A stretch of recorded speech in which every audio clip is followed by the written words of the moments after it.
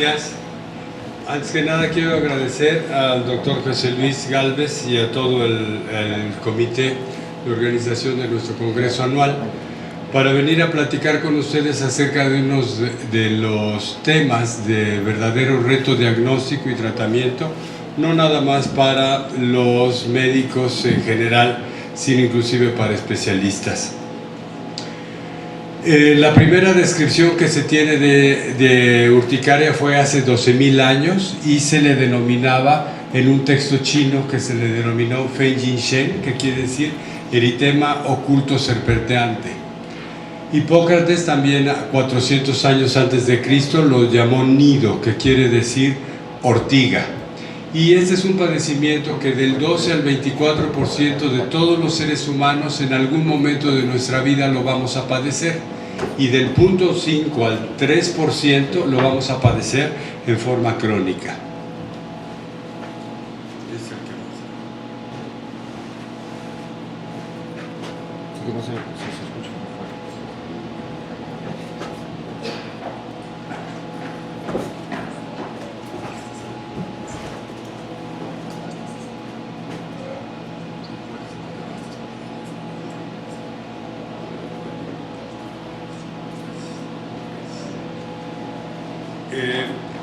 La repercusión que tiene la urticaria a nivel mundial es un motivo de que se haya realizado un cuestionario, el cual lo realizó el doctor O'Donnell, debido a todas las repercusiones que puede tener en forma crónica en la calidad de vida de nuestros pacientes. Él realizó el cuestionario de calidad de vida en urticaria, el CUQ-2OL, de calidad de vida, y es una de nuestras herramientas diagnósticas más importantes que tenemos, y ha llegado a comparar junto con los resultados de su esquema de cuestionario de calidad de vida que el deterioro que provoca en la vida diaria de los pacientes con urticaria es similar a aquellos que tienen padecimientos coronarios crónicos o enfermedad arterial crónica. Debido a esta importancia que a nivel mundial se realizó un consenso a nivel mundial el año pasado, encabezado por el doctor Bernstein, para hacer un documento de posicionamiento o position paper que se le denomina, para ver la importancia del diagnóstico y del tratamiento de nuestros pacientes. Lo define como la presencia de una o más ronchas o abones, pueden ser volátiles, generalmente migratorios, aplanados, con discreta elevación de la piel sobre una base de edema, y generalmente es pruriginoso, rojizo y rodeado de un halo rojo o eritematosa. Si dura más de 6 semanas ya se considera crónico y puede ser por causas conocidas o desconocidas. Esta es la lesión característica de la roncha, que generalmente se le denomina abón, rodeado de un halo eritematoso local con aumento del flujo sanguíneo y un aumento del drenaje y filtrado capilar o linfático, que provoca una elevación de la roncha. A veces es confluente para formar verdaderas placas, y muchas veces cuando ese filtrado de origen linfático es mayor y ocupa capas más profundas de la piel, se acompaña de angioedema. El prurito es un factor muy importante. Este puede ser leve o puede ser tan intenso que puede alterar la calidad de vida de nuestros pacientes. El edema se puede asociar hasta en el 50% de nuestros pacientes en forma de angioedema y poner verdaderamente en peligro muchas veces la vida de nuestros pacientes. La fisiopatogénesis de la urticaria es muy variada, y aquí quiero poner mucho énfasis en lo siguiente. La lesión anatomopatológica principalmente es un infiltrado perivascular no necrotizante, es decir, no hay daño propio en el tejido, excepto nada más en el caso de urticaria vasculitis, pero hay un acúmulo de mastocitos, monocitos, eosinófilos, linfocitos TH, y son varias las teorías que se cree que pueden estar influyendo en la urticaria como agentes causales. Desde luego los agentes infecciosos juegan un papel muy importante. Se han realizado estudios aquí en la ciudad de Puebla en donde se le asocia en forma muy importante, por ejemplo, con Anaxarquis simplex, con Helicobacter pylori. Aditivos alimenticios no quiere decir que sean necesariamente alérgicos al alimento, sino a lo que se le agrega a los alimentos, como decía el doctor Héctor Solorio, para incorporarlos a nuestra dieta diaria. El papel del complemento, el estímulo o activación del complemento es un papel también muy importante. Y el último, y lo que está más en boga, es la fisiopatología autoinmunitaria y alérgica. Dentro de las bases que hablan de esta fisiopatología autoinmunitaria, en los 40 el primero que empezó a notar esto fue el doctor Manros, que dice que cuando se inyecta en forma dérmica el mismo suero del paciente, este puede tener una reacción similar a la de un alergeno, y por eso se le denominó autotest. Luego Lesnov en 1983 menciona también que del 12 al 24%, al 14% de los pacientes con urticaria crónica inespecífica tienen tiroiditis de Hashimoto o presencia de anticuerpos antitiroideos, ya sea peroxidasa o tiroglobulina. Posteriormente, Heide, en 1993, menciona que este test autólogo o autotest que se mencionó en los 40 es en el 10% una IgE, es un anticuerpo que va a atacar a la propia IgE de los pacientes. Y Ferrer en el 88 dice que el 40% de estos pacientes tienen presencia de anticuerpos ya no IgE, sino también de IgG, sobre todo en las clases IgG1, IgG3, que van a activar a las subunidades del receptor de IgE de los mastocitos a nivel de piel. Este IgG1, IgG3 habla acerca de la activación del complemento, y en él participan del 3 al 39% de la liberación de la histamina que puede desencadenar la manifestación urticarial en nuestros pacientes. Generalmente menciona que el paciente no tiene síntomas nasales, puesto que los mastocitos que tienen la parte o subunidad del complemento que se va a activar nada más está en los mastocitos cutáneos, y este es el receptor C5A el que va a ser activado por la IgG de tipo 1 o IgG de tipo 3.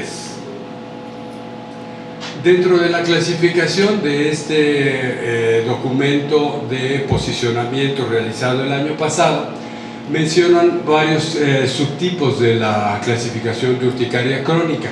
Una de ellas es la urticaria crónica específica.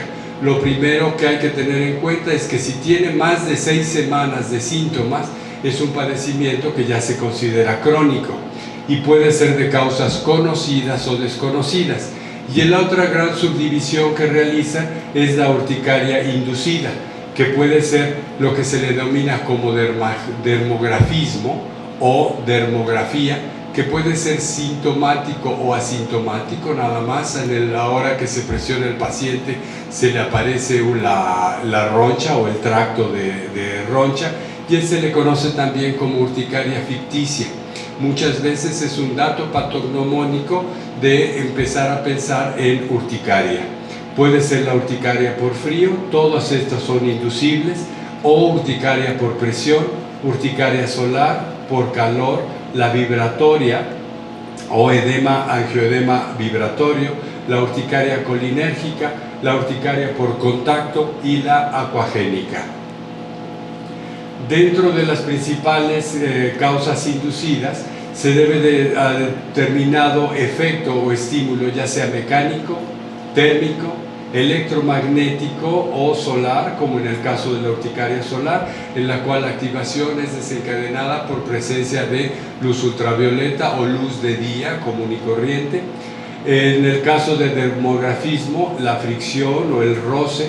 En el caso de la urticaria por presión, generalmente se ve en trabajadores o personas que están utilizando fuerza para realizar lo mismo los vibratorios, los maestros albañiles que están con la bailarina, no la del tubo, sino así le llaman al aparato que aplana el concreto, la urticaria por frío en este caso, y la urticaria colinérgica es una también inducida.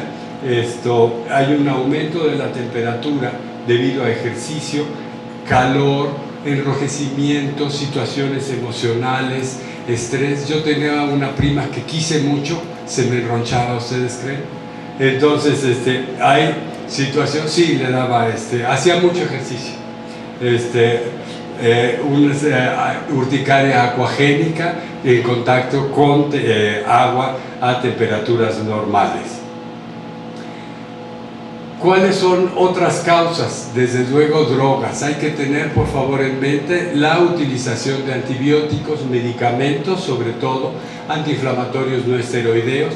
Este es un punto muy importante, que son los productos alimenticios, que no necesariamente son alérgicos. Claro que hay alergenos alimenticios si el paciente es atópico, al igual que alergenos inhalables, enfermedades infecciosas, enfermedades sistémicas hay que tener en mente, pueden ser autoinmunes, malignidad. Los factores psicológicos generalmente tienen un efecto importante en la urticaria de origen colinérgico, y otras formas menos frecuentes sería la urticaria de contacto, la urticaria familiar por frío, el angioedema hereditario, la urticaria genética al agua y la urticaria vibratoria. Para hacer el diagnóstico tenemos que tener dos cosas muy importantes. Una de ellas es la historia clínica detallada con un cuestionario generalmente estandarizado. Ahorita vamos a ver algo de ello. La exploración física completa, y el laboratorio, aunque no es concluyente, nos puede orientar, por ejemplo, la velocidad de sedimentación globular, la presencia de proteína C reactiva, pruebas de funcionamiento hepático, perfil tiroideo. Muchas personas de entrada, con el paciente que llega con urticaria, que ya fue tratado y ya lo padece más de 15 días, un mes, de entrada hacen anticuerpos antitiroideos, química sanguínea, y desde luego tener en cuenta los parásitos como desencadenantes. En este consenso que se realizó el año pasado, encabezado por el doctor Bernstein, habla de un algoritmo diagnóstico, no se ve muy bien, pero habla acerca de ronchas o presencia de angioedema. Si dice que las ronchas de entrada tienen manifestaciones sistémicas con dolor articular, algo de fiebre, directamente debemos de pensar que puede ser una enfermedad autoinmune. Y si se ve si hay algún agente causal, se debe de pensar en una urticaria crónica inducida, para lo cual es muy importante hacer el diagnóstico, porque lo primero que se debe de hacer es evitar el fenómeno desencadenante. En este caso, por ejemplo, de urticaria figurada, son pápulas urticariales que dibujan arabescos, puede ser muy amplia, y la causa número uno son antecedentes de fármacos, ya sea antibióticos, principalmente penicilinas, sulfas y todos los antiinflamatorios. La prueba de supresión del medicamento y del reto puede ayudarnos, pero no es muy recomendable porque se puede agravar nuestro paciente. Y las presentaciones generalmente de este tipo de manifestaciones son bimodales, es decir, les damos un periodo a lo mejor de 1, 2, 3, un mes, se lo quitamos y el paciente vuelve a presentarse. Por lo tanto, se recomienda que si se utiliza, puede ser inclusive polifármacos, que a continuación vamos a hablar de ellos, pero por temporada mínimo de 1 o 2 meses, porque la piel tiene una respuesta tardía. Otro punto que quiero recalcar es que cuando esta urticaria, generalmente los sabones son migratorios, cuando se hace ya más fijo y la coloración ya no es el tono pálido y rojizo, sino ya aparecen tonos violáceos o amarillentos, habla de destrucción de tejido, principalmente vascular, ya sea microvasos, tanto arteriales como vénulas. Ya habla de una urticaria vasculitis, y aquí es muy importante la determinación de los niveles de complemento, porque generalmente es por esa vía que se precipita la presentación de este tipo de pacientes. Esta no se ve bien, pero es igual las pruebas que se recomiendan en este consenso para ayudarnos a nuestro diagnóstico, pero como se ve, ninguno de ellos es concluyente o específico para realizar el diagnóstico de urticaria crónica en nuestros pacientes. Hay tres efectos o tres puntos importantes de este consenso que se realizó el año pasado. Uno de ellos es la cronicidad. Si tiene más de 6 semanas, se considera crónico. El diagnóstico se debe de hacer con historia clínica y de entrada pruebas cutáneas de alergia para ver si hay un alergeno oculto que nos esté desencadenando el padecimiento. Y el otro punto más importante de este consenso fue el tratamiento de primera elección es con antihistamínicos de segunda generación. No hay que buscarles, son los que mejor efecto de acuerdo al sistema de evaluación GRADE que se hace últimamente, desde hace los últimos 10, 15 años, para valorar si el tratamiento que estamos dando o la investigación que estamos analizando tiene validez o repercusión basada en evidencia clínica. El tratamiento, en resumen, evitar agravantes, sobre todo antibióticos, aspirina. Hay que tener en cuenta, y ahorita voy a hablar de ello, de la dieta de eliminación de alimentos con alto contenido de salicilatos, tratar de evitar calor, duchas, agua, el baño con agua que no sea ni muy caliente ni muy fría, tratar de evitar lo más que se puede el estrés en nuestra vida diaria, poner un poco de valemadrismo, unas tabletitas, evitar tabaco, evitar alcohol, evitar el rascado. Tener una piel sana es menos factible que nos dé manifestaciones de patología, y tenemos un arsenal de medicamentos que vamos a hablar en breve, que los podemos utilizar en forma razonada y basada en las guías, y desde luego un factor muy importante, el uso de inmunoterapia específica. Esta es una tabla que quiero, por favor, tengan en cuenta para todos los pacientes con urticaria crónica, y es el contenido de salicilatos de los alimentos que consumimos todos los días. Si se fija, pues no podemos dejar de comer todo, pero yo les recomendaría que los que tienen niveles altos y muy altos de salicilatos, por ejemplo de 0.5 a más de 1 miligramo por cada 100 gramos de alimento, lo tenemos que evitar en nuestros pacientes. Hablando de los vegetales, por ejemplo, la alfalfa, el brócoli, el pepino, espinacas, camote, desde luego los champiñones, pimientos, las aceitunas, los hongos, las setas, el rábano, el tomate. A nivel de frutas, manzanas, dicen no hay cosa más sana que una manzana, pues nos hace sentir bien por la cantidad de salicilatos. Si nos echamos 3, pues echamos mínimo 100 miligramos de ácido acetilsalicílico. Las uvas, la mandarina, la tangerina, zarzamora, los arándanos, tan en boga como antioxidantes, también tienen un alto contenido de salicilatos. La guayaba, las pasas, generalmente todas las nueces y semillas tienen alto contenido de salicilatos. Se sugiere nueces, pistaches, almendras, cacahuate, y los condimentos casi todos tienen alto nivel, principalmente orégano, por ejemplo, el curry, que en la actualidad muchos nutriólogos recomiendan como aderezo y como formar parte de nuestra dieta cuando nos ponemos en un régimen alimenticio. El pimentón, el chile, hay que evitar en nuestros pacientes, de manera que el 15 de septiembre un paciente que teníamos controladito, que se echa su pozole y le pone su rabanito y le pone mucho orégano y le pone su chilito, casi seguro esa noche nuestro pacientito, a lo mejor no se dio cuenta de los chupes que tenía, pero va a estar enronchado nuestro paciente. Entonces hay que tenerlo mucho en cuenta.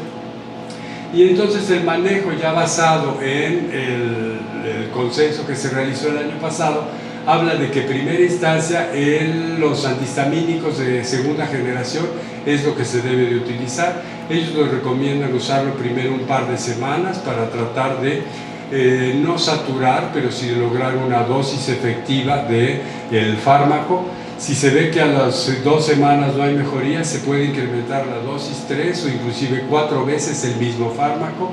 Y posteriormente, si no hay mejoría, ellos ya pasan directamente a la utilización de anticuerpos monoclonales, que es el omalizumab. Vamos a hablar al respecto de eso. Ya viéndolo con más calma, iniciando desde la base de nuestra pirámide para el tratamiento de nuestros pacientes, lo primero es tratar de evitar los agentes desencadenantes. Ya sabemos cuáles son. Monoterapia con segunda generación. Y de ahí se puede pasar, si no hay mejoría, a agregar otro antihistamínico de segunda generación o en su defecto agregar uno de primera generación leve, de acuerdo a la tolerancia del paciente, o utilizar ya en forma importante antihistamínicos de primera generación sedantes, como la hidroxicina o la doxepina.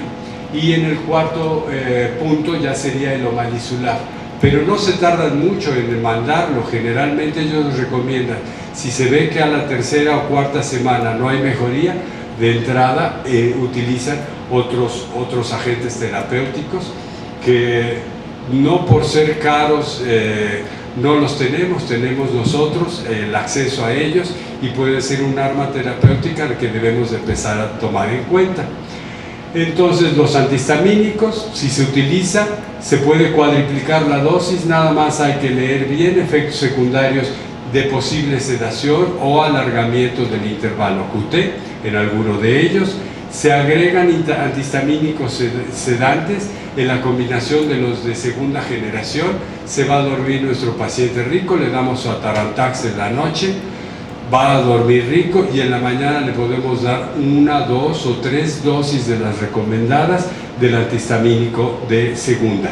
Y el papel de los bloqueadores H2 también es importante y se menciona también en este documento de posicionamiento.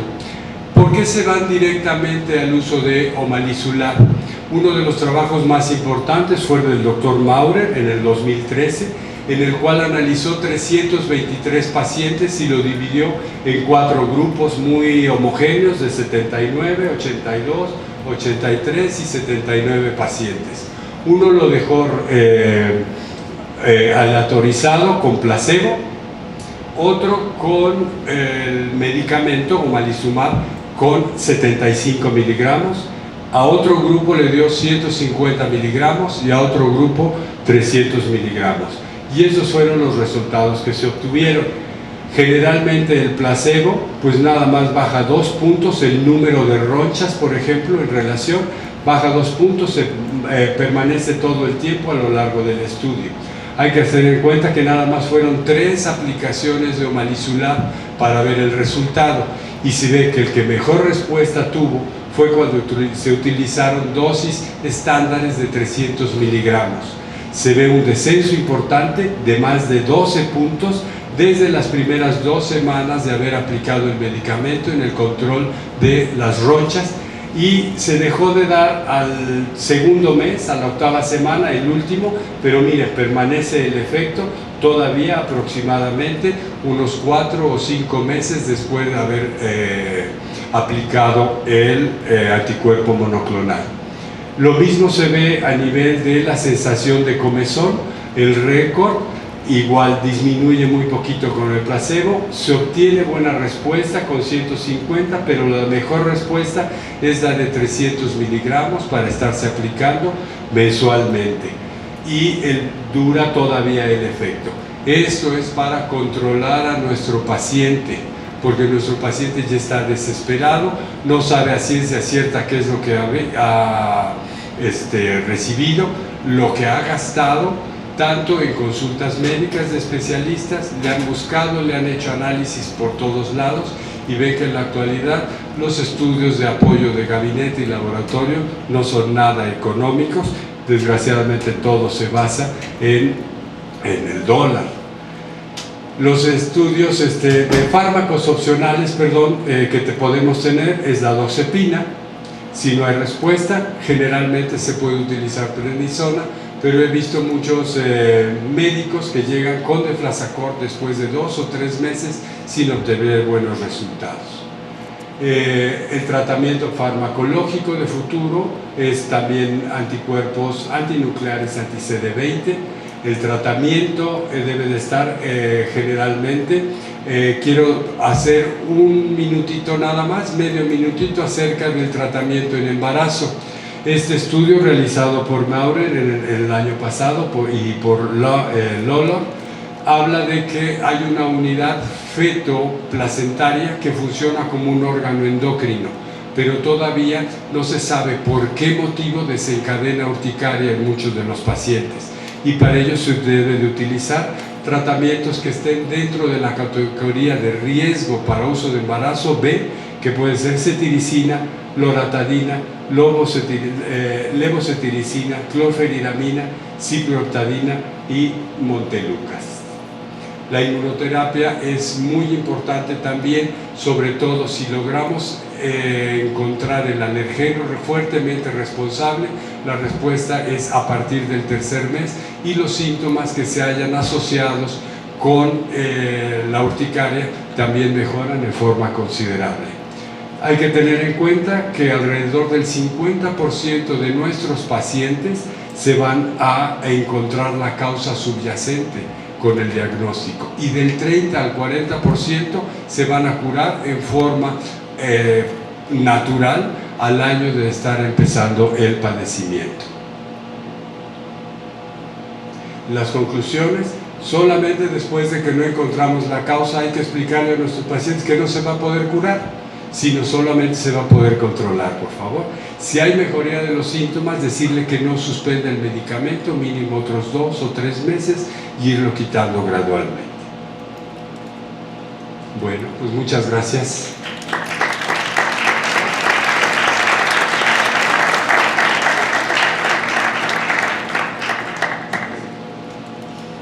Muchas gracias, doctor Osorio, por apegarse al tiempo, y es para mí un gusto y un placer entregarle un reconocimiento que a través de nuestro presidente del colegio, el doctor Gálvez, hace al doctor Osorio Escamilla.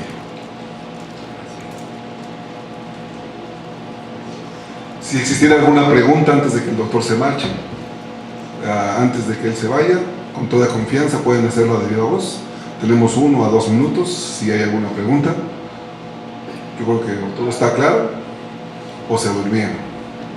Pero en fin, bueno, pues vamos a continuar con nuestro tercer tema, y a mí en lo particular me da mucho gusto que el doctor Gálvez, como presidente de nuestro colegio, haya tomado en cuenta un tema reto diagnóstico, no solo para el médico especialista, sino para el médico general y toda la gente que estamos involucrados en la salud.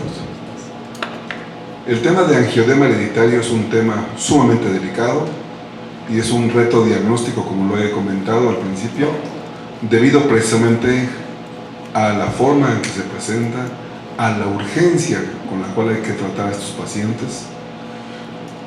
Antes nosotros en México decíamos esta enfermedad no existe, solamente es de los países europeos, en Sudamérica pues solamente los argentinos por la descendencia europea, etc. Pero créanme que, como dicen, el que busca encuentra. Y en México pues ya tenemos más incidencia de este problema, de este padecimiento, que hasta a este congreso el doctor Gálvez ha tenido a bien incluirlo como parte del programa académico en nuestro congreso de alergia. Obviamente, ¿quién más que la que tiene más experiencia en este tema a nivel nacional? Y para nosotros es una satisfacción y un orgullo que la doctora Sandra Nieto, que es pediatra hematóloga que trabaja en la Ciudad de México, y que de viva voz ella les va a explicar a ustedes lo que concierne a este padecimiento de reto diagnóstico, y que además les aseguro va a ser de mucho interés para ustedes, sobre todo porque cuando se habla de una urgencia en este tipo de padecimientos que puede semejar un proceso alérgico sin no serlo, entonces sí es cuando uno se pone a pensar lo importante que resulta ser este diagnóstico. Bien, entonces sin más preámbulos, le doy la palabra a la doctora Sandra Nieto, que ya está aquí con nosotros. Ella nos va a hablar entonces del tema de angioedema hereditario, un reto diagnóstico para el médico especialista. Muchas gracias. Doctora Nieto.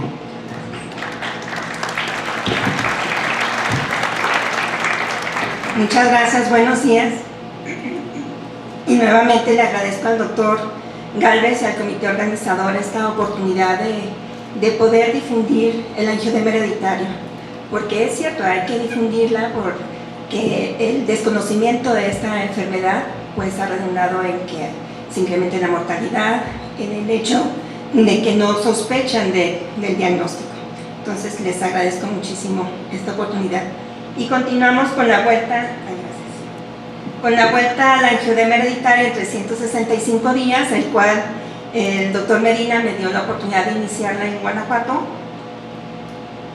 en donde nos proponemos precisamente hacer la difusión de la enfermedad.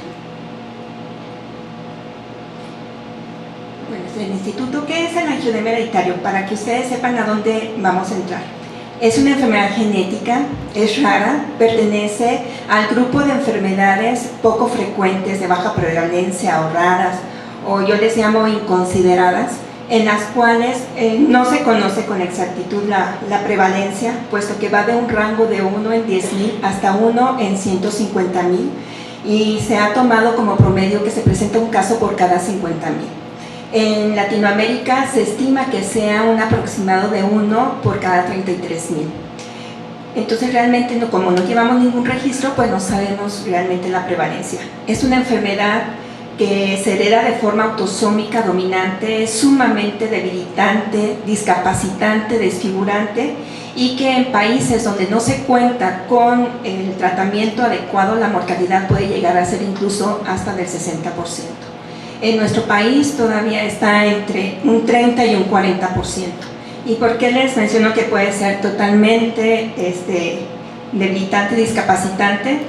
Todas las fotografías que les voy a mostrar tienen la autorización de los pacientes para ser presentadas a ustedes, y precisamente siempre pongo esta porque fue una petición de una enfermera de Ciudad Juárez, en la cual ella quiere que vean cómo se transforma. Esta es su cara. Vean ustedes, pues ustedes la ven y dicen, bueno, no tiene nada, porque externamente no tiene ninguna manifestación de edema, pero vean cómo se va transformando cuando aparece el angioedema, hasta ser totalmente desfigurante, y por lo tanto esto provoca de que la paciente tenga muchos días de incapacidad, creándole conflictos laborales y familiares. El angioedema hereditario, ¿dónde se presenta? ¿En dónde se presenta este edema? Pues se puede presentar en la piel, que puede ser lo más común, pero también puede ser en la mucosa o en ambas, y sobre todo a nivel intestinal y respiratorio. Vean ustedes aquí que la mutación donde se va a originar todo esto se origina en el SERPIN1, o también llamado gen C1 inhibidor, el cual va a estar localizado en el cromosoma 11, en el brazo largo, en la región 1.2.13.1. Y en este se han descrito hasta la actualidad más de 300 mutaciones, que pueden ser de todo tipo. En nuestro país tenemos hasta la fecha 3 mutaciones nuevas, no descritas antes, son mutaciones mexicanas y con manifestaciones bastante severas de la enfermedad. Estas mutaciones en el gen del C1 inhibidor o SERPIN1 pueden ser bloqueo de transcripción, una transcripción de RNA mensajero anormal, una translación de proteínas no secretadas o una secreción del C1 inhibidor disfuncional. Pero las mutaciones pueden ser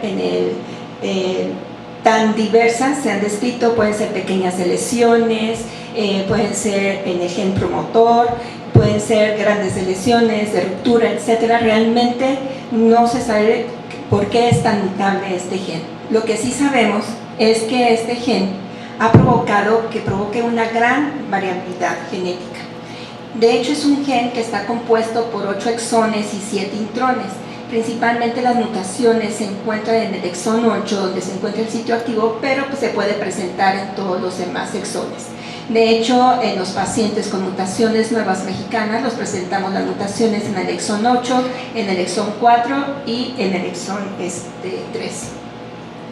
Estos pacientes van a provocar que también las manifestaciones clínicas sean diferentes aún en el mismo paciente. Esto es que va a provocar una gran variabilidad intraindividual. el paciente en determinada época de su vida puede tener eventos de angioedema muy repetitivos y otros donde puede presentar uno por año o permanecer años asintomáticos. La paciente que ha durado, mexicana, más años asintomática, ha sido 25 años sin síntomas de angioedema. Posterior a este tiempo empieza de nuevo con manifestaciones severas y muy frecuentes. Pero también da alteraciones o manifestaciones diferentes interindividual. Es decir, que en la misma familia que tienen la misma mutación genética no se van a comportar de manera similar. Va a haber un hermano que puede tener eventos laringios muy frecuentes, otro que nunca tenga en su vida y otros que puedan presentar eventos de edema 3 veces por semana y otro que tenga 3 eventos pero por año. Así que vamos a tener diferencias en cuanto a la edad en que aparecen los síntomas, que esto va a ser muy importante, que más adelante les voy a mencionar, la frecuencia de los ataques, la localización de las mismas y los factores precipitantes, que pueden ser muy diversos entre uno y otro hermano. Como les comentaba, se hereda de forma autosómica dominante. Aquí les presento el árbol genealógico de una familia con angioedema hereditario tipo 1, donde aquí fue una mutación de novo. Fíjense ustedes que por cada embarazo existe el 50% de probabilidades de que hereden la enfermedad, porque únicamente necesita que esté afectado uno de los alelos para que pueda heredarse. De 4 hijos, pues 3 están afectados, y ya en la tercera generación de los sobrinos, bueno, de la tercera generación son 3 los afectados, en la cuarta generación es la única descendiente ahorita, pero también está afectada. Entonces aquí realmente ustedes ven el patrón autosómico dominante, no se salta ninguna generación, pero vean por ejemplo en el segundo hijo, donde bueno, tiene 3 mujeres, porque bueno, 3 veces se casó y yo creo que va por la cuarta. Entonces, no sé, vamos a tener que agregarle otro por aquí, pero si se hubiera quedado nada más con 2 hijos, pues ya no heredó ninguno la enfermedad, pero bueno, tuvo la tercera, fue la vencida y el niño heredó la enfermedad. Entonces aquí en la primera gestación, vean cómo será la enfermedad, entonces esto tiene un patrón autosómico dominante. Pero cuando hablamos de angioedema hereditario, hay diferentes tipos de angioedema. Yo les estoy hablando de la alteración en el SERPIN1, en el gen SERPIN1, que es la deficiencia del inhibidor del C1. Pero existe otro tipo de angioedema en el cual no hay una deficiencia del inhibidor del C1. Entonces así tenemos que cuando hay deficiencia del inhibidor, vamos a tener deficiencia del inhibidor del C1 y con un inhibidor del C1 normal. Cuando tenemos la deficiencia del inhibidor del C1, pueden suceder que haya una disminución de la proteína del inhibidor del C1 o bien que haya una disminución de la funcionalidad y la cantidad se encuentra normal. Cuando tenemos una disminución de la proteína del inhibidor del C1, es decir, está disminuida la cantidad, le vamos a llamar angioedema hereditario tipo 1. Cuando está disminuida la funcionalidad, le vamos a llamar angioedema hereditario tipo 2. Pero cuando tenemos el inhibidor del C1 normal, es decir, no está disminuido, aquí vamos a considerar que se pueden presentar mutaciones, ya sea a nivel del factor 12 o bien que sea un defecto genético desconocido. A ellos se les ha denominado angioedema hereditario tipo 3. Hasta ahorita las más frecuentes se han descrito 2 mutaciones a nivel del factor 12, pero hay muchos pacientes que no se encuentran con este tipo de mutaciones, no sabemos en dónde está el defecto. Es por eso que en algunos pacientes, que hace rato platicamos, a veces sí tenemos que hacer toda la secuenciación del gen. Lo que tienen en común todas estas formas de angioedema hereditario es que tienen el mismo mediador bioquímico, que es la bradicinina. Y la bradicinina, ¿qué es lo que nos va a provocar? Angioedema. Entonces, más adelante les voy a explicar el patomecanismo por el cual se produce el angioedema, pero todos ellos los vamos a considerar como angioedemas hereditarios. Entonces, tenemos 3 tipos. Hay angioedemas en los cuales no son de tipo alérgico, pero que tienen el mismo mediador bioquímico que la bradicinina. Y las manifestaciones clínicas, por lo tanto, van a ser similares una de otra. Probablemente, en algunos casos, la localización de los edemas predomine, por ejemplo, a nivel facial, que como son los niveles de la enzima convertidora de angiotensina, pero generalmente son indistinguibles. Si los tres presentan un edema facial, son indistinguibles uno del otro. Entonces así tenemos el inducido por drogas como los inhibidores en la enzima convertidora de angiotensina, el adquirido, sobre todo aquellos que afectan los linfocitos B, así tenemos cáncer, linfomas y leucemias que afectan linfocitos B, y los de tipo hereditario que ya les había mencionado, que son mutaciones en el gen del C1 inhibidor o SERPIN1 y en el factor 12, en los cuales van a compartir las mismas características clínicas y en ellos el tratamiento es similar. Hay otros que son de tipo idiopático o pseudoalérgicos, en los cuales no es el mediador la bradicinina y que sin embargo si el paciente consume algunas de estos medicamentos o algunos de estas drogas, sí pueden exacerbar los cuadros de angioedema. Necesitan de factores precipitantes del paciente para que pueda desarrollarse el angioedema. Así tenemos que factores precipitantes pueden ser tan diversos como pueden ser traumatismos, infecciones, la menstruación, la ingesta de estrógenos, cirugía, embarazo, procedimientos dentales, aunque sea una profilaxis dental, la picadura de insectos, el consumo de ciertos alimentos, el embarazo inclusive. Entonces todo eso, ¿qué es lo que va a hacer? Me va a entrar en contacto precisamente, o va a activar el sistema de contacto. Se activa el sistema de contacto y esto es algo muy importante, pues es el primero hasta la fecha conocido, porque no sabemos si hay todavía algo que esté antes de que se active el sistema de contacto, y el cual, si lo dejamos que continúe actuando, pues esto va a desencadenar toda una serie de reacciones, pero al mismo tiempo se puede activar el sistema de complemento, el sistema fibrinolítico. ¿Y esto qué es lo que va a ocasionar? Al activarse todos estos sistemas, en una persona que tiene inhibidor del C1 de manera normal, va a ocasionar de que, si está normal, activan al ciminógeno de alto peso molecular, pero de una manera controlada, produce bradicinina, y bueno, hasta ahí queda. Únicamente se va a producir una pequeña vasodilatación, un pequeño edema. Sin embargo, y se van a consumir las reservas que tenemos del inhibidor del C1. En una persona normal se reduce el inhibidor del C1, pero cuando la persona es deficiente del inhibidor del C1, ¿qué es lo que va a suceder? Que todavía se consume más inhibidor del C1, aumentan las cantidades de bradicinina porque ya no tenemos quien lo esté frenando, y al consumirse o al producirse grandes cantidades de bradicinina va a producir vasodilatación y aumento de la permeabilidad vascular, con el consiguiente angioedema. Todo esto va a suceder a nivel de los vasos sanguíneos. En una persona, primero les voy a presentar qué sucede normalmente. Imagínense, esto es un vaso sanguíneo. Tenemos células endoteliales. Las células endoteliales, mediante algunas proteínas y unión, pues están unidas, únicamente separadas lo indispensable para permitir el paso del espacio intravascular al extravascular, y normalmente circulan pequeñas cantidades de bradicinina.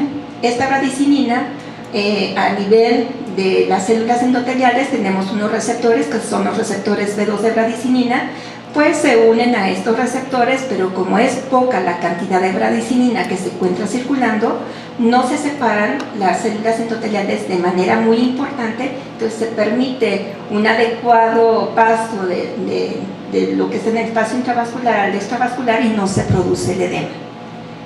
¿Y qué sucede en un paciente que tiene la deficiencia de inhibidor del C1, donde no hay quien frene la producción de bradicinina? Se producen grandes cantidades de bradicinina, las cuales se encuentran circulando dentro del espacio intravascular, y estas grandes cantidades de bradicinina se unen a los receptores o llenan todos los receptores de bradicinina de un sitio en específico, y en este sitio específico, al saturarse todos estos receptores, entran en acción ciertas proteínas de adhesión que se encuentran también dentro de las células endoteliales, sobre todo proteínas transmembrana, y como la caderina, y qué es lo que va a hacer, que se van a empezar a separar estas células endoteliales, donde también va a haber la fosforilación de la caderina, y también la fosfolipasa va a activar que salga el calcio que se encuentra intravascular hacia los tejidos, hacia el espacio tisular. Entonces se abren, se separan estas células endoteliales, permite el paso del líquido hacia una parte específica, hacia una parte del tejido, y es cuando se produce el edema, porque hay salida de agua. Entonces, al salir el agua, al salir todo el plasma, se edematiza, por ejemplo, en una mano, o puede ser a nivel de mucosas, y en algunos casos, que yo también le he llamado angioedema vascular generalizado, esta separación, como es en todo el organismo, no es lo suficientemente importante como para que se vea el edema. Es de hecho un edema muy peligroso, porque puede llevar al paciente al colapso circulatorio, porque no tiene el edema evidente, visible, es generalizado y únicamente son lo que el paciente refiere. Entonces aquí, si no actuamos de manera rápida, el paciente puede entrar, les digo, en colapso circulatorio y se produce una pseudotetania. ¿Dónde vamos a tener las manifestaciones clínicas? Donde tenemos vasos sanguíneos, y donde tenemos vasos sanguíneos prácticamente en todo nuestro organismo. Es así que las manifestaciones clínicas van a depender del sitio donde se encuentre localizado ese edema. Si se localizan, por ejemplo, a nivel de cabeza, el paciente se puede confundir como que tiene repetitivamente manifestaciones cefaleas frecuentes, y lo catalogan como una migraña. Inclusive en algunos pacientes pueden sospechar que se trate de algún tumor cerebral, porque tiene datos de hipertensión intracraneana. A nivel torácico, que son las manifestaciones mucho más severas por la presencia del edema a nivel laringio, que puede ocasionar la muerte del paciente, pues son a las que nosotros tenemos que detectarlas a tiempo. Y en ocasiones, cuando se llega a edematizar el esófago, que si bien se presenta en el 2% de los casos, las manifestaciones son muy dolorosas y puede simular un infarto agudo al miocardio, o en los casos leves un reflujo gastroesofágico, y ser tratado durante toda su vida como si tuviera un reflujo gastroesofágico. Aquí es muy importante hacer los diagnósticos diferenciales, porque a nivel abdominal, que es de las presentaciones más frecuentes del angioedema, sobre todo en la edad pediátrica, donde se presenten más del 70% de los pacientes pediátricos, o bien puede ser la única manifestación de angioedema en un paciente con deficiencia inhibidor del C1, en ellos las manifestaciones pueden ser de un abdomen agudo y confundirse con una apendicitis, con una colecistitis, pancreatitis, etc. Algunos de ellos son intervenidos quirúrgicamente, son cirugías blancas. El cirujano dice, bueno, no encontré nada más que puro líquido, y ya es un paciente que no se llega a estudiar. A nivel de vías urinarias puede provocar manifestaciones clínicas similares a una infección de vías urinarias, de una pielonefritis. Entonces son muy diversas, por eso le llamo a esta enfermedad que es la gran simuladora, porque simula cualquier enfermedad. Y le digo que también es una enfermedad camaleónica, porque pasa desapercibida. Entonces el angioedema hereditario es una enfermedad camaleónica. Soy una persona camaleónica, pero no entendemos por qué se tiene que pasar desapercibido, porque no lo sospechamos. ¿Y qué es lo que ustedes pueden tener? Algunos tips para que los oriente a sospechar que pueda tratarse del angioedema hereditario. Pues que el paciente tiene angioedema que es recurrente, que dura más de 24 horas, generalmente no es pruriginoso, da un prurito muy leve, muy tolerable para el paciente, es sin fobias, no responde a antihistamínicos ni corticosteroides. Más de la mitad de los pacientes han presentado algún edema laringio, pueden presentar un rash tipo eritema marginado de asperto serpentiginoso, que ahorita se los voy a presentar.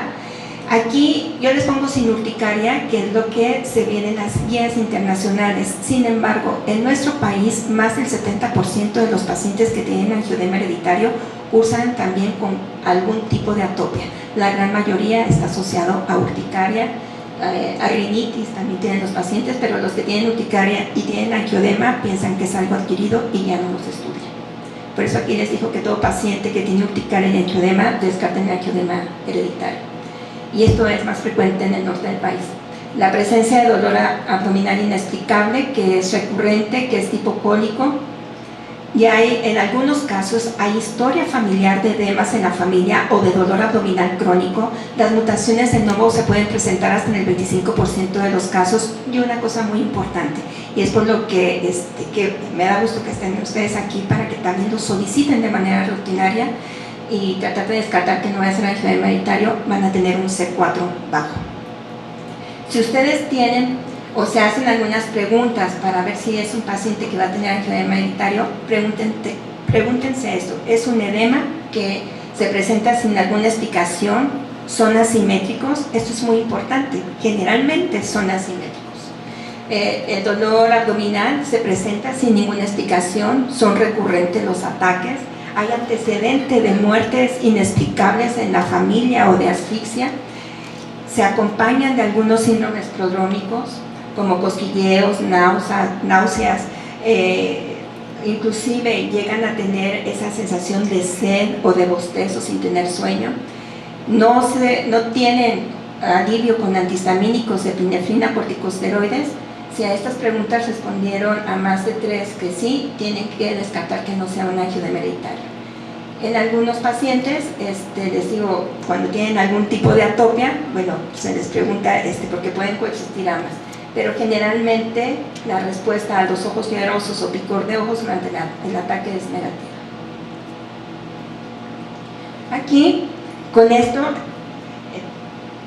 voy a ver si realmente tratan de captar la idea que quiero transmitirles. Y les presento un caso clínico de una paciente, de una jovencita de 17 años de edad, que inicia con dolor abdominal agudo de 2 horas de evolución, náusea, vómito en 4 ocasiones. A la exploración física se encuentra hipotensa, taquicárdica, polipneica, afebril, dolor en fosa ilíaca derecha, McMurray positivo, peristalsis disminuida. ¿Ustedes en qué sospecharían? ¿No han escuchado la plática de angioedema? En una apendicitis. Esto fue en una encuesta que se realizó a 204 médicos que iban desde doctorado, maestría, subespecialistas, especialistas, residentes de subespecialidad y de especialidad. Y efectivamente más del 50% respondió que pudiera tratarse de una apendicitis aguda, y como es una jovencita, pues podrían pensar que fue un quiste ovárico roto o bien un embarazo extrauterino. Únicamente una residente de medicina interna de la clínica 25 de la UMA de Monterrey contestó que pudiera ser angioedema hereditario, y otro pudiera ser porfiria aguda.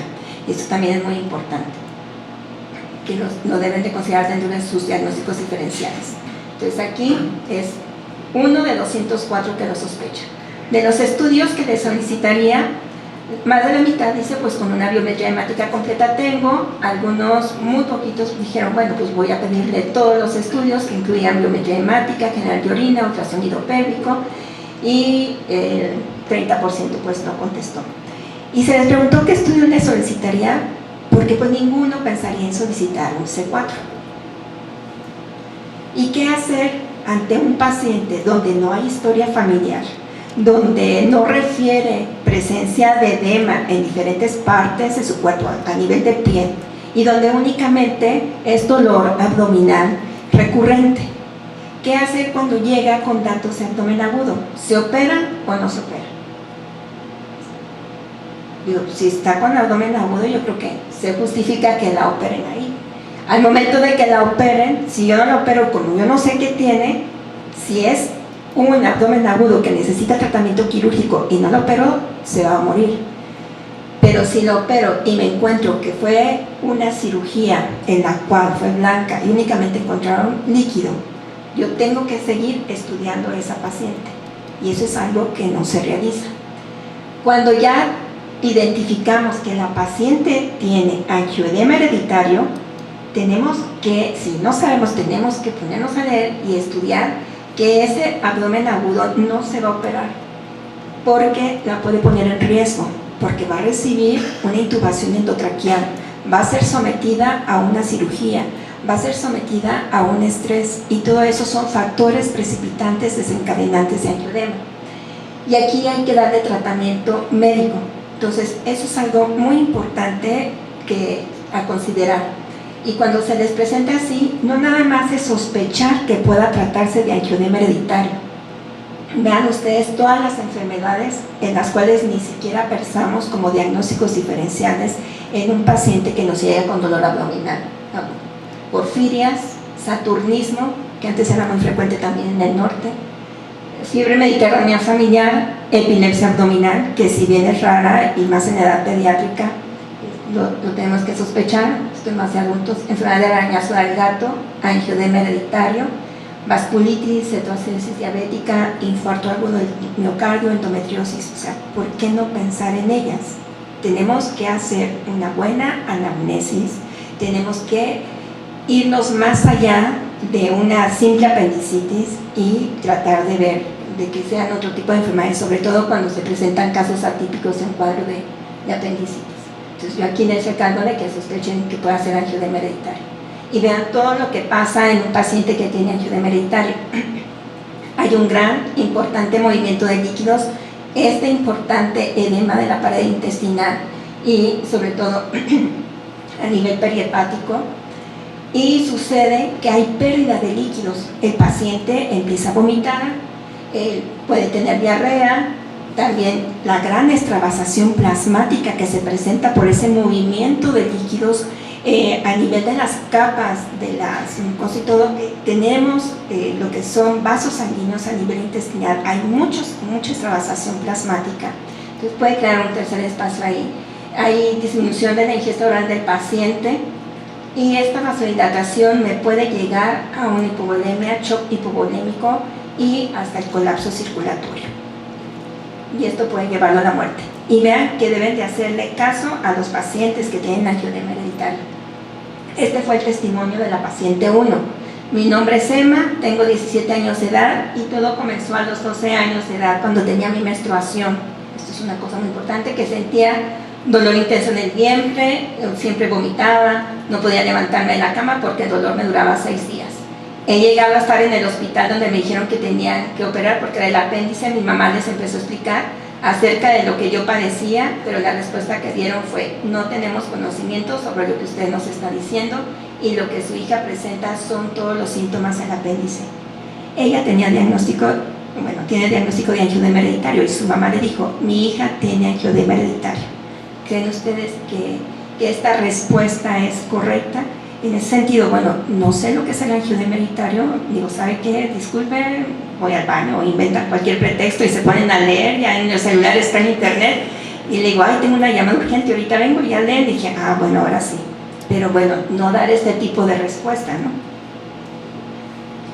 Y los ataques abdominales así se caracterizan en un paciente que tiene angioedema, por cólicos, dolores espasmódicos que pueden ir de leves a intensos, pueden estar asociados a diarrea, vómito, puede haber leucocitosis porque también hay quimiotaxis. Entonces aquí se puede confundir todavía más, pero el paciente no tiene ni febrícula, no hay una pandemia, puede tener ascitis, y eso hace que se confunda. Por eso les digo que tienen ustedes que hacer una buena exploración física y una buena análisis. Este es otro caso. No sé qué sea, usted me dice. Niño de 10 años de edad al cual se le realiza extracción de piezas dentarias retenidas, y previo a la extracción se le realizan todos los estudios preoperatorios, que son biometría hemática completa, tiempos de coagulación, química sanguínea, todos se encuentran dentro de límites normales. Se le realiza la extracción dental sin ninguna complicación. Sin embargo, 2 días después de la extracción dental inicia con disfonía, sensación de cuerpo extraño en la garganta, cianorrea. 15 minutos después, ansiedad, angustia, súbitamente paro respiratorio, y fallece a los 10 minutos. La pregunta es: ¿ustedes le habrían realizado algún otro estudio previo a la extracción dental? Pues obvio no, pero ahora sí. Ahora sí tienen el C4. La mayoría contestó que no. Y aquí la pregunta es: ¿creen ustedes que el paciente 1 y el paciente 2 puedan compartir la misma entidad nosológica? Es decir, ¿puedan tener el mismo diagnóstico? Sinceramente, ¿Sí? No han venido a la plática. Pues sinceramente no. Pero sí la comparten. Ahorita ustedes ya me dijeron que sí, pero los médicos dijeron no comparten la misma entidad nosológica. Y eso fue más de las 3/4 partes. Y los ataques laringios aquí se manifiestan por disfagia, sensación de opresión o de un bulto en la garganta, cambios de voz, ronca o áspera, disnea y afonía. Aquí les presento cómo se ve lo que es una laringe normal. Vean el epiglotis normal, las cuerdas vocales, la tráquea, y vean cómo se ve con un edema laringio, apenas, y tiene por dónde penetra el aire. Entonces, la evolución puede ser de minutos a unas cuantas horas. Por eso es la urgencia de poder actuar con ellos. Y aquí van viendo la evolución. En este caso es una evolución de 4 horas, pero vean cómo esta laringe se va edematizando y se va cada vez disminuyendo su calibre hasta tener apenas un poquito de espacio para que penetre el aire.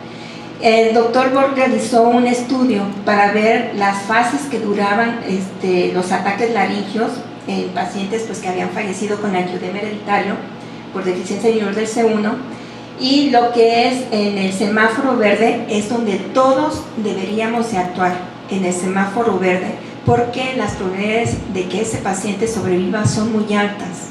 Y el paciente, cuando lo identifica en su domicilio o cuando esté en cualquier parte, pero él tiene su medicamento, aquí se puede salvar. Afortunadamente es la gran mayoría de los pacientes, pero vean ustedes lo que dura.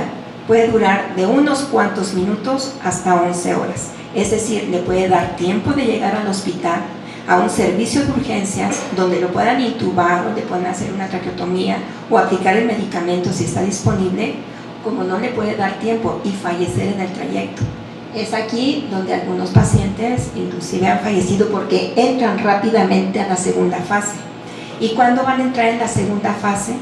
En la primera fase es cuando sienten esa sensación de opresión, de ansiedad, de decir siento un cuerpo extraño en la garganta, de disfonía, de ronquera que llegan a tener estos pacientes, pero ya cuando tienen dificultad dicen es que no puedo respirar, pero dicen pero ay, si no tienes retracción, no tienes tiraje intercostal, no tienes estridor laringio, es lo que a veces preguntan los médicos en urgencia. Ya cuando tienen el estridor laringio, créanme, tienen un nanosegundo para actuar. Ese paciente se va a morir cuando tiene ya estridor. Generalmente no lo tienen los pacientes con angioedema hereditario. Ya cuando les empiezan a decir tengo dificultad para respirar, aún y cuando ustedes no vean el aleteo, la polipnea o el tiraje, ustedes tienen que actuar de manera inmediata porque va a haber gran angustia en el paciente, porque aquí nada más tenemos de 2 minutos a 4 horas para actuar antes de que el paciente presente el espasmo laringio y fallezca.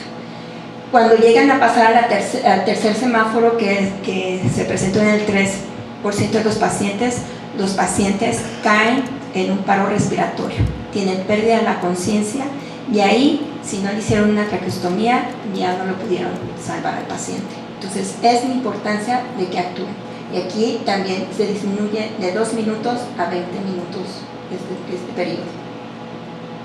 Y los factores que aumentan el riesgo de ataques laringios es la cirugía oral. Al paciente 2 le hicieron una cirugía oral, le hicieron una extracción, la anestesia general con intubación, lesiones en la cabeza, o cuando el paciente ya tiene antecedentes de 1 o más ataques laringios, y cuando el paciente tiene edema facial, un 14% de ellos puede evolucionar a un edema laringio.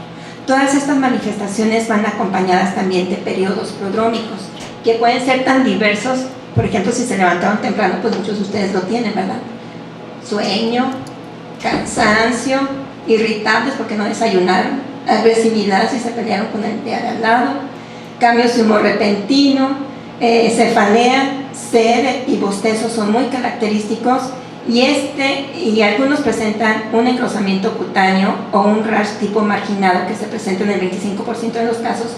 Y vean aquí un pequeño engrosamiento cutáneo con un pequeño tema ahí, Algunos pacientes presentan este eritema serpentiginoso, hasta en la cuarta parte de los pacientes, aquí es más evidente. Algunos presentan estos sabones que se confunden fácilmente, como si fuera una urticaria de tipo alérgico, y posteriormente algunos llegan a tener pequeñas papulitas que se confunden con alguna picadura de insecto. Aquí son visibles. Y independientemente de donde aparecen, estos pueden originar un edema en otro nivel. Puede ser a nivel de extremidades, puede ser a nivel facial o puede ser a nivel de mucosas. En este caso, pues les presento a nivel de la facial. Se presenta en la mayoría de los pacientes, en el 100% de los pacientes que estudió el doctor Bob, en 206 pacientes presentaron manifestaciones en las extremidades. Aquí sin edema, con edema, sin edema y con edema. Ahí.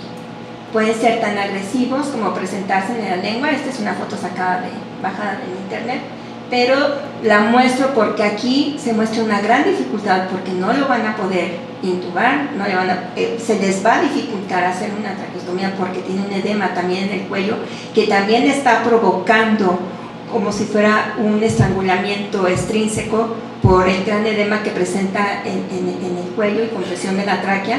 Entonces aquí el paciente estaba con evidente dificultad respiratoria y lo ideal es tener el medicamento a la mano donde puede actuar de manera inmediata y si no hacerle la traqueostomía que se dificulta en este caso. Aquí pues una foto sin edema, otra con un evento de angioedema y vean cómo se transforma completamente, o sea, pues no se parece para nada.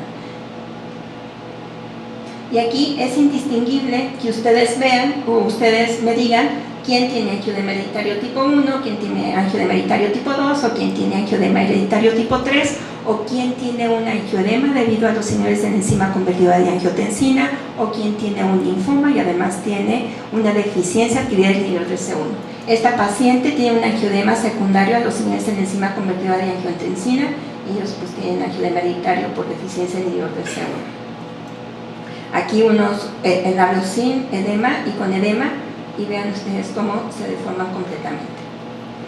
Aún y cuando son de la misma familia, aún y cuando tienen la misma mutación, que siempre se va a presentar la misma mutación cuando son de la misma familia, vean ustedes, los eventos a nivel facial siempre son diferentes.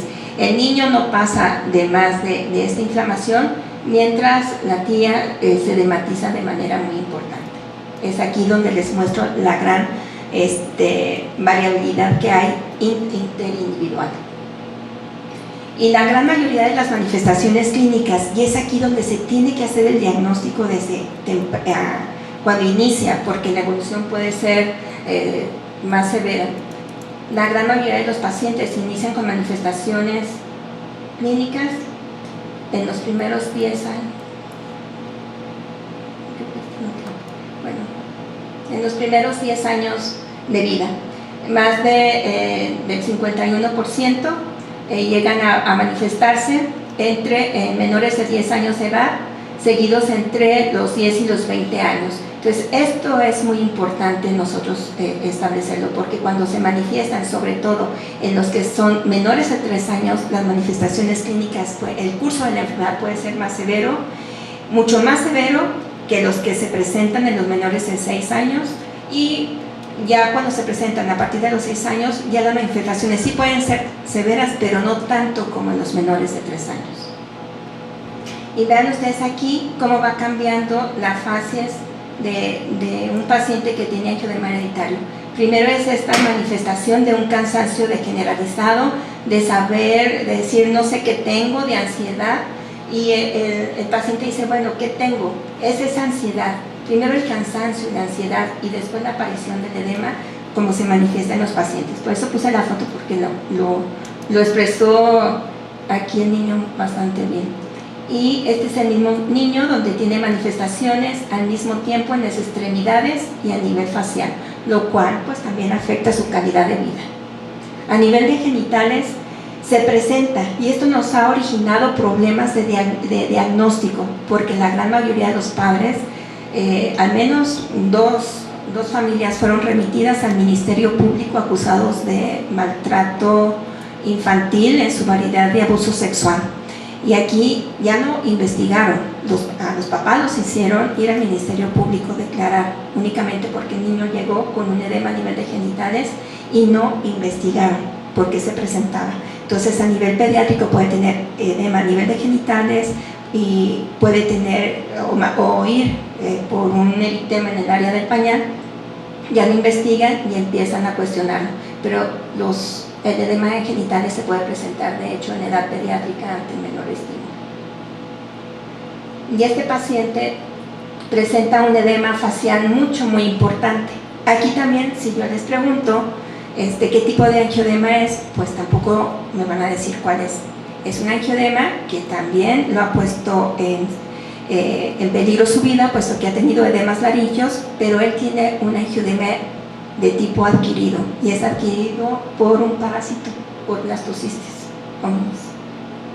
¿Y cuáles son los factores desencadenantes de los episodios de angioedema? Bueno, cirugía oral o procedimientos odontológicos, agresiones traumáticas, cansancio físico o traumatismos leves en más de la mitad de los pacientes, infecciones como mononucleosis, infección de vías aéreas superiores, Helicobacter pylori y blastocitis hominis frecuentemente, excitación, estrés afectivo y ansiedad, exposición al frío, así como cualquier procedimiento invasivo, por mínimo que sea, como la colocación de una zona nasogástrica o una zona vesicaria, no siga intubación o endoscopía, o ciertos medicamentos como los IECA o algunos otros antiinflamatorios no esteroideos, y en algunos pacientes, y sobre todo en los que ya tienen diagnóstico, el Orlistat.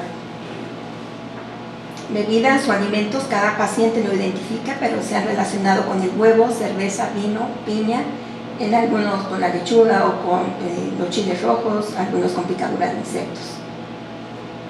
Hormonales, está fuertemente relacionado con los estrógenos, el embarazo y la pubertad, y generalmente las manifestaciones son muy severas en el periodo premenstrual, hasta 7 a 10 días previos, y con la menstruación pues también empeora la sintomatología, así como el uso de anticonceptivos que contengan estrógenos.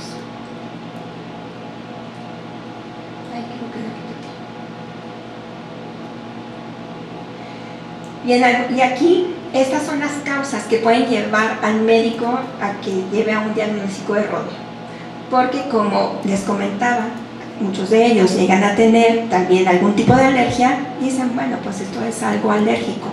Esto es un porcentaje que se presenta en el extranjero, pero en nuestro país aquí se incrementa a más del 70%, porque tienen siempre algún tipo de atópico. Y sobre todo, como les mencionaba, que a veces más del 77% de los pacientes la manifestación es únicamente, puede ser abdominal o más frecuentemente abdominal. Entonces aquí es algo que se puede confundir con muchas otras patologías. Entonces todo paciente con dolor abdominal crónico recurrente tiene que descartarle que no sea angioedema hereditario. ¿Y cómo hacer el diagnóstico? Con la sospecha clínica. Si hay historia familiar, pues todavía es más fácil sospecharlo, pero cuando no hay historia familiar es muy difícil. Y aquí el estudio pivote, el screening, para hacer proseguir para complementar los estudios, es la determinación de la fracción C4 de complemento. Si el C4 sale normal, lo tengo que confirmar en un segundo o en un ataque, porque a lo mejor yo le tomé la muestra cuando estaba libre de un evento de angioedema. Y un 5% de los pacientes, cuando están libres de un evento de angioedema, el C4 puede estar normal. Por eso es que se recomienda repetirlo cuando el paciente tenga un ataque de angioedema, porque ahí todos van a tener el C4 disminuido. Si este es normal, entonces, y hay historia familiar y tiene todos los síntomas clínicos, debo de considerar que sea un angioedema hereditario tipo 3 o bien que sea un angioedema debido a mecanismos de algunos medicamentos. Si el C4 está disminuido, tengo que medir los niveles del inhibidor del C1. Si la cantidad del inhibidor del C1 está normal, entonces tengo que medir la funcionalidad. Si la funcionalidad está normal, tengo que considerar otras causas de consumo de C4. Pero si la funcionalidad está disminuida, entonces es un angioedema hereditario tipo 2. Si los niveles de inhibidor del C1, es decir, la cantidad está disminuida, tengo que medirle, y esto siempre yo a todos los pacientes se los pido, el C1Q, la fracción C1Q. ¿Por qué? Va a estar normal en el angioedema hereditario tipo 1, pero va a estar disminuido en el angioedema hereditario debido a problemas autoinmunes o a procesos linfoproliferativos. Y esto es muy frecuente en algunos de los pacientes que tenemos aquí. Ya se han detectado algunos linfomas, leucemias y mieloma. En ambos tipos, tanto en el tipo 1 como en el tipo 2, la funcionalidad va a estar disminuida. Aquí es un esquema donde les pongo cómo es de que por eso solicitamos la determinación de la fracción C4 de complemento, porque en el tipo 1 y en el tipo 2 y en el angioedema adquirido va a estar bajo. Esto me sirve de screening. En el tipo 3 todo sale normal, todo, pero el C4 va a estar bajo. Cuando yo tengo mi C4 bajo, ahí es cuando yo estoy obligada a tener que estudiarlo. Si yo tengo normal y tengo la historia clínica, bueno, se aborda como un angioedema, lo descarto y tengo que investigar o hacer la secuenciación a nivel del factor 12. Y el C1Q es el único que va a estar bajo en el angioedema adquirido. Y aquí ya tenemos las diferencias entre el tipo 1 y el tipo 2. La diferencia, si bien la funcionalidad va a estar disminuida en ambos, la cantidad va a estar baja en el 1 y va a estar normal en el tipo 2. Los tratamientos van encaminados precisamente a tratar de dar una terapia enzimático específica. Si él es deficiente del inhibidor del C1, pues el tratamiento se lo voy a dar con el inhibidor del C1. Si lo que quiero es inhibir todavía que la calicreína estimule el cininógeno de alto peso molecular, bueno, pues hay medicamentos que inhiben precisamente la calicreína.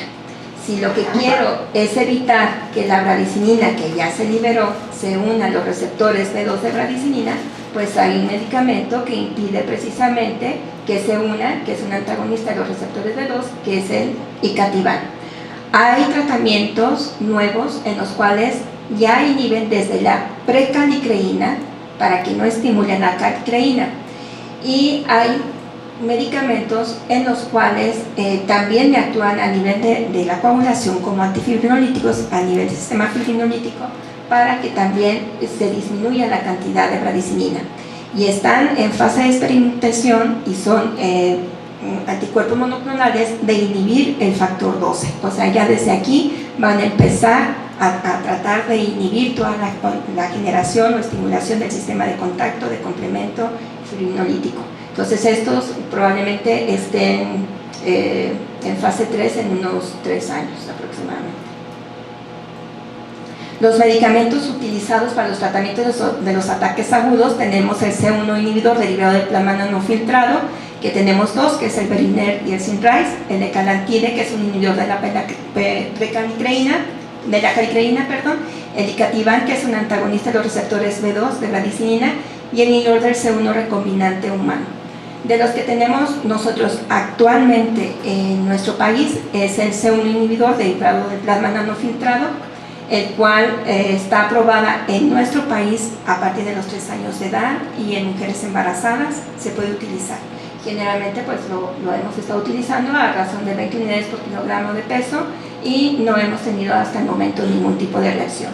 El otro medicamento disponible en el país es el acetato de icatibant, el cual se aprobó aquí en nuestro país para ser utilizados a partir de los 18 años de edad, a razón de 30 miligramos, la cual se administra de manera subcutánea, a diferencia de este que es intravenoso, y lo que provoca es dolor en el sitio de la aplicación. Próximamente va a entrar a nuestro país el ecallantide, que es un inhibidor de la calicreína, y en unos 2 años va a entrar el C1 inhibidor derivado del plasma nanofiltrado, el Cinryze. No lo quisieron traer al país. De los tratamientos para la profilaxis, tenemos en Estados Unidos se utiliza el C1 inhibidor derivado del plasma nanofiltrado Cinryze en Estados Unidos. Aquí no lo tenemos todavía disponible en nuestro país. Lo que es un andrógeno atenuado como el danazol, antifibrinolíticos como el ácido aminocaproico y el ácido tranexámico, Lo que tenemos en nuestro país es el danazol, que este es un andrógeno atenuado y en el cual lo podemos utilizar a corto y a largo plazo, y aún y cuando no se recomienda su uso en niños, pues se sigue utilizando. A partir de diciembre del año pasado entró al país el ácido tranexámico para otras indicaciones.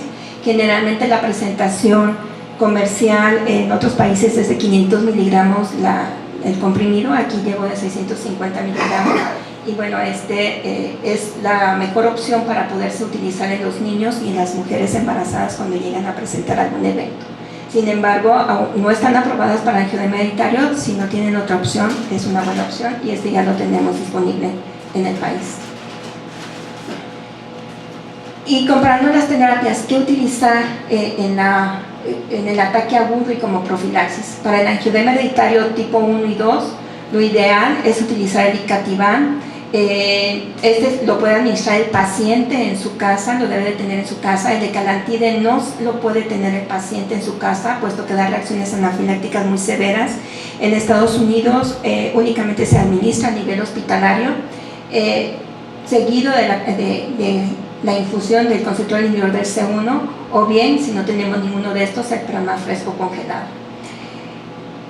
Si tenemos nosotros un angioedema tipo 3 con o sin mutaciones a nivel de factor 12, también está indicado el uso del Icatibant, del Decalantide, del concentrado inhibidor del C1 y de la transfusión de plasma fresco congelado. En los inducidos por los inhibidores en enzima convertidora de angiotensina es el mismo tratamiento, aunque ha demostrado tener mayor efectividad con el uso del Icatibant. Para el angioedema hereditario de tipo adquirido y sobre todo secundario a un proceso inmunológico, también es válido utilizar los mismos medicamentos que para el angioedema hereditario tipo 1 y tipo 2. Hay diferencias para la profilaxis, puesto que en el tipo 1 y el 2 únicamente vamos a utilizar el concentrado inhibidor del C1, se puede utilizar el plasma fresco congelado o andrógenos, y para el tipo 3, el ácido tranexámico, progesterona, andrógenos. Aquí es algo muy importante mencionar que antes se pensaba que al suspender los inhibidores en enzima convertidora de angiotensina ya no tenían posibilidad de que fueran a tener algún evento. Estos se han visto que pueden llegar a presentarlo posteriormente, entonces está pensando que puedan tener alguna deficiencia, ellos que los hace susceptibles aún y cuando suspendan el medicamento a tener manifestaciones de angioedema. Entonces aquí lo más importante es de que deben de tener tratamiento y seguirlos a estos pacientes. Y con los adquiridos secundarios a eventos inmunológicos, el ácido tranexámico, el concentrado inhibidor del C1 y los andrógenos. Esta es la presentación del Firacil, que es el acetato de Icatibant. La administración es vía subcutánea, la velocidad de infusión es de 5 a 7 minutos en una sola aplicación, no aplicando en pequeños bolos, es decir, la infusión va de 0.4 a 0.6 minutos por minuto. El Veriner viene ya con todo su kit para administrarse, se administra de vía intravenosa y a una razón de 4 mililitros por minuto. El plasma fresco me incrementa 2.5 miligramos de inhibidor del C1 por cada 2 unidades que yo le transfunda. Sin embargo, yo también le estoy adicionando otros sustratos como calicreína que me pueden exacerbar los eventos, y se calcula 10 litros por kilo de peso en los niños o 2 unidades en los adultos. Generalmente recomendamos que se premedique antes de transfundirlo, unos 30 minutos antes, con hidrocortisona, clofenamina y acetaminofén, y transfundir en un lapso de 2 horas. Cuando no tienen nada de eso, este es un estudio que realizamos hace 19 años con el uso de una heparina de bajo peso molecular, en el cual también nos funcionó bastante bien. Creo que se me pasó una diapositiva. Y estos son las señales de urgencia que ustedes deben de identificar en sus pacientes, que puede ser potencialmente mortal. Si el edema se localiza en edema, cara, cavidad, cuello, más tienen disfonía, retracción, estridor, dificultad respiratoria más del 30 por minuto, o una desaturación de oxígeno menos del 90%, se tienen que quedar en terapia intensiva o en urgencias. Puede ser no potencialmente mortal, pero debe permanecer en servicio de urgencia si tiene un edema de cara, cavidad oral, faringio, cuello, angioedema recurrente, dolor abdominal, disfagia y percepción de garganta hinchada. Y los que pueden irse a su casa, pero con tratamiento, edema de extremidades y genitales por la incapacidad que les puede provocar. Les comentaba que este es el estudio que hicimos con heparina bajo peso molecular. Lo hemos utilizado en cuadros agudos, incluyendo edema de glotis. La dosis es de 0.1 mililitros por cada 10 kilogramos de peso. Y hay que administrarlo para que sea efectivo en los primeros 20 a 30 minutos y podemos observar una respuesta inmediata, o cuando lo iniciamos después de 1 hora o hasta 2 horas puede ser necesario otras dosis.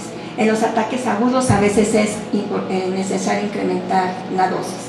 Siempre premedicar antes de cualquier procedimiento invasivo, y el paciente debe de llevar su medicamento para cualquier evento que tenga, si va a ser sometido a algún procedimiento invasivo. Y estas son de las drogas que les comentaba.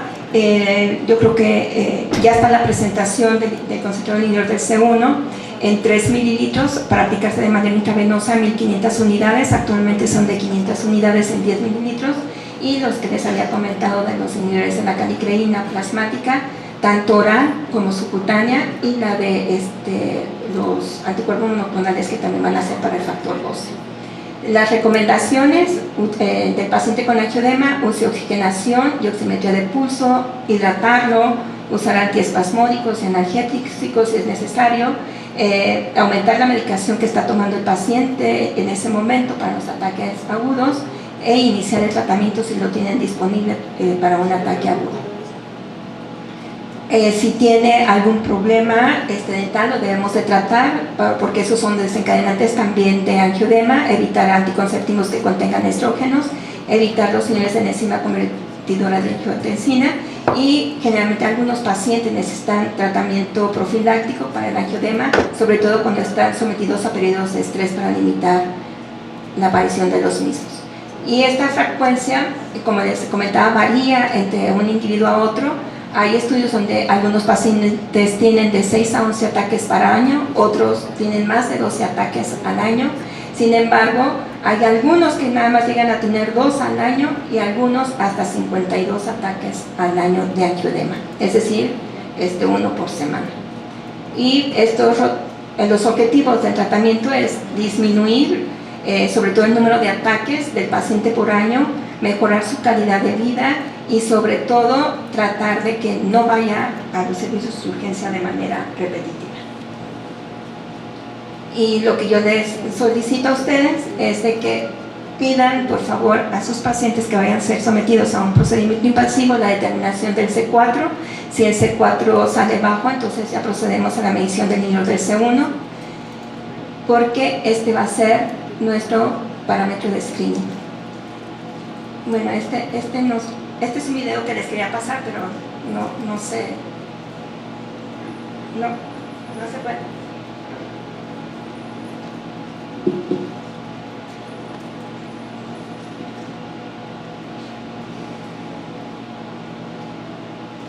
Y sobre todo, bueno, ese es el último video que les quería pasar para que vean lo que sucede en una paciente donde no tiene la medicación en su casa. Acude a un servicio de urgencias y no le hacen caso, como a la jovencita, y es ahí donde es muy importante tenerla continuamente monitorizada. No lo hacen hasta que empieza a tener dificultad respiratoria muy evidente, y ya posteriormente que llega el medicamento específico para el cuadro agudo, pues todavía tarda en aplicárselo. Entonces ya cuando se lo aplican, digo, ya ver, esto iba a funcionar. Por eso digo, decir no sé, digo, ¿saben qué? Traigo diarrea, voy al baño, ya se ponen ahí en el celular y ya investigan, pero no digan no sé.